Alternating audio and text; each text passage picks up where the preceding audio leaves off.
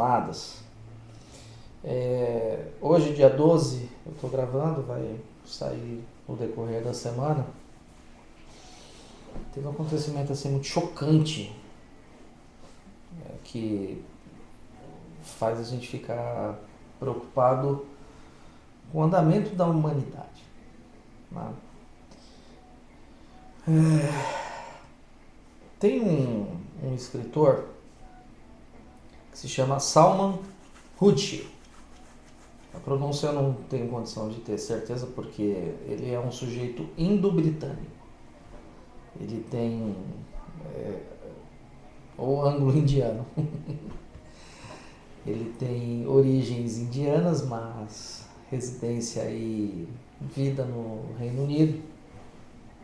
E ele tem uma perseguição, tem uma vida bastante agitada, né? Ele é intrépido, porque ele escreveu um romance em 1988, nós estamos falando há 34 anos, em que a figura de Maomé foi tida como desrespeitada, né? Minha preocupação aqui não é fazer julgamentos a respeito da fé e da denominação, e muito menos da religiosidade de ninguém, mas a respeito sim de atitudes extremas. Hoje ele estava pronto para fazer uma palestra, participação em uma entidade de caridade nos Estados Unidos, de caridade. E um sujeito chegou com uma faca e apunhalou ele no abdômen, no ombro e aparentemente no pescoço. Movimentos assim bastante rápidos, né? Ele tem 77 anos. E o Salman, ele escreveu um livro que se chama, vamos ver aqui, Os Versos Satânicos. Desde então, em 1989, o Ayatollah Khomeini ainda era vivo, instituiu uma espécie de caçada de sangue para esse homem. Independente de onde ele estivesse, ele deveria ser caçado pelo Islã. Do ponto de vista jurídico, isso encontra bastante controvérsia, porque a soberania da jurisdição iraniana está sujeita ao território do país. Então, a ordem do Ayatollah, do comandante supremo do Estado iraniano, deve ser cumprida sobre as regras de direito internacional e também de direito nacional dentro das fronteiras do Irã. Porque sabe-se lá por quê, aconteceu uma revolução lá, o Estado se tornou teocrático, ele não é mais laico, e por força destas ordens legais, por mais que elas violem premissas do Estado Democrático de Direito, então para nós é um pouco complicado. Mas lá no Irã ele poderia dar essa ordem.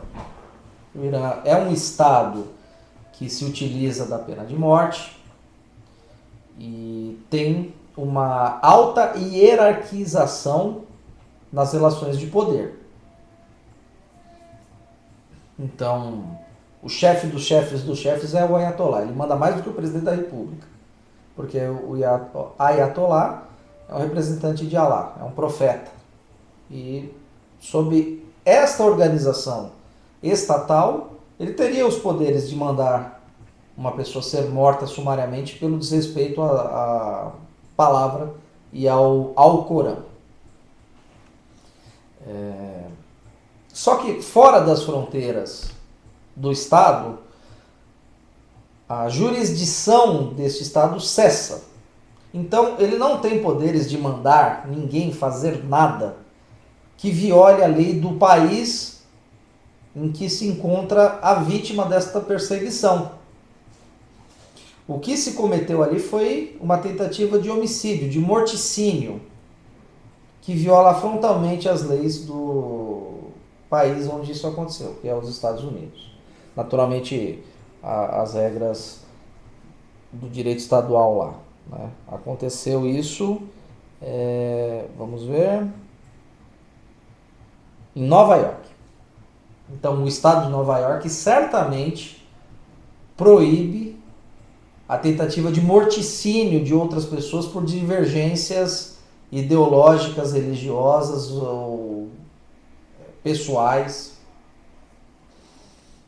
E isso é muito preocupante. O cara é um best-seller, é um escritor reconhecido internacionalmente, é uma pessoa de um texto muito duro, muito inteligente, mas também bastante crítico, né? Chega a ser surreal. O que os caras resolvem fazer? Resolvem matá-lo, inclusive fora do território iraniano.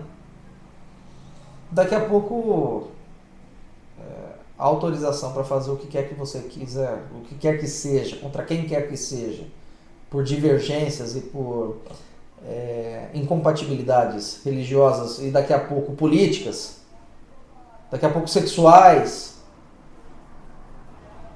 vai levar a humanidade para a barbárie. Nós vamos voltar ao tempo da anarquia, né? Isso não é jurídico, isso não tem respaldo nenhum. O sujeito vai sofrer as durezas das penas e das leis do estado de Nova York. Fosse um estado mais duro, eu vou usar aqui o exemplo do Texas, ele estaria pronto para ser mandado para o corredor da morte, para exercício da pena capital que ele tentou imputar a uma outra pessoa sem julgamento.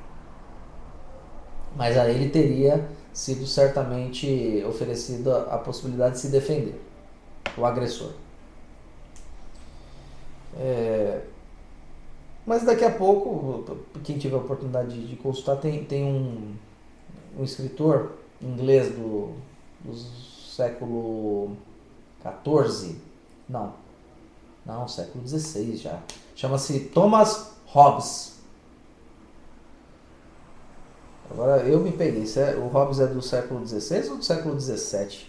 Ele é mais moderno, esquece século XIV, pessoal, tá?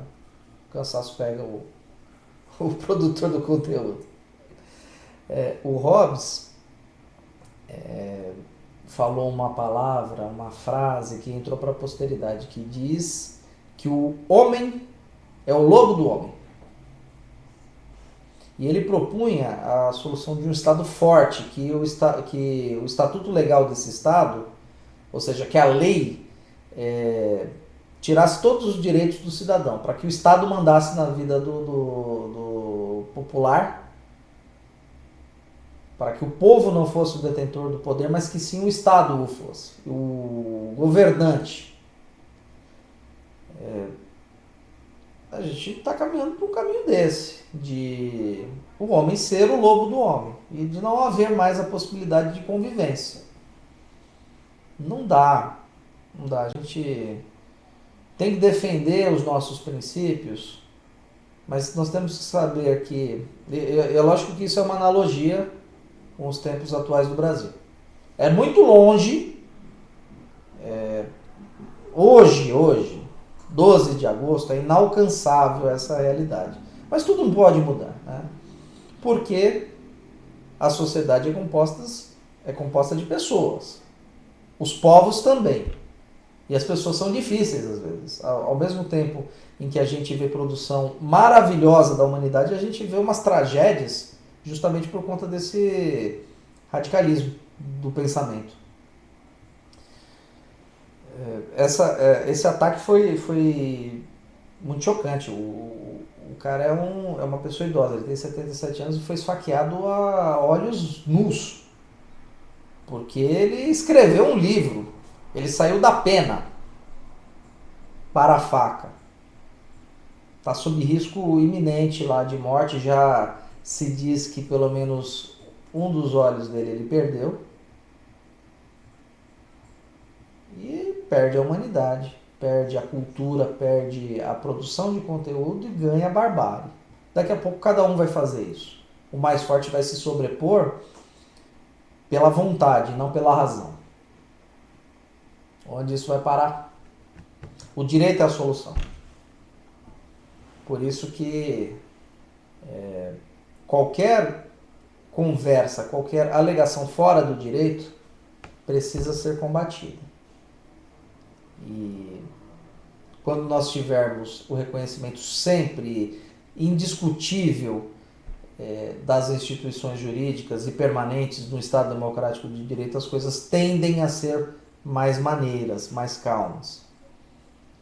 E é por isso que quando há o desrespeito da realidade pelas próprias instituições e pelas pessoas que pertencem a essas instituições, que as pessoas querem fazer do jeito que elas querem, não do jeito que é certo, existe esse mau humor e mau rubor da sociedade.